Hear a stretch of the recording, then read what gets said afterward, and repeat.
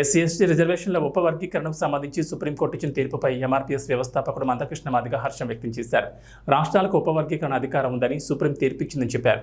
వర్గీకరణ కోసం ఎంఆర్పీఎస్ 30 ఏళ్లుగా పోరాటం చేస్తోందని, ఎంతో మంది నేతలు ప్రాణాలు కోల్పోయారని అన్నారు. జాతికి జరిగిన అన్యాయాన్ని సరిదిద్దేందుకు పోరాడామని వివరించారు. ఢిల్లీలో మందకృష్ణ మాదిగ మీడియాతో మాట్లాడారు.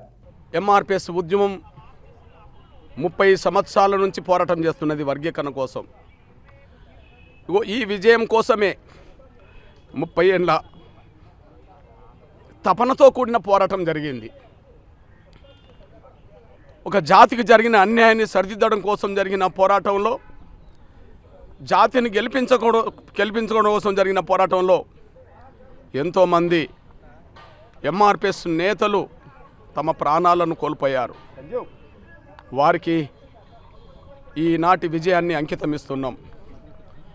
30 ఏళ్ళుగా అలుపెరగని పోరాటం చేస్తూ వచ్చిన, కష్టాలు వచ్చినా, బాధలు వచ్చినా, దెబ్బలు తగిలినా, జైలు పాలైనా, నిందలు పడ్డా, ఎన్ని రకాలుగా అవాంతరాలు అడ్డంకులు ఎదురైనా మొక్కవోని దీక్షతో, అకటింత పట్టుదలతో 30 ఏళ్ళుగా ఉద్యమాన్ని ముందుకు నడిపించిన ఎంఆర్పీఎస్ మాదిగ బిడ్డలందరికీ ఈ విజయాన్ని అంకితమిస్తున్నాం. అదే సమయంలో జాతి యావత్తు 30 ఏళ్ళు ఉద్యమం వైపే నిలబడ్డది. ఎన్నో కుట్రలు, ఉద్యమాన్ని దెబ్బతీసే కుట్రలు జరిగినాయి.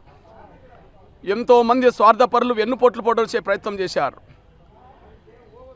స్వార్థపరులైన పలుకుబడి వాళ్ళు అడ్డంకులు కల్పించే ప్రయత్నం చేశారు. అయినప్పటికీ సహనం కోల్పోకుండా, పట్టుదల వదలకుండా ఈ పోరాటాన్ని ముందుకు నడిపించాం.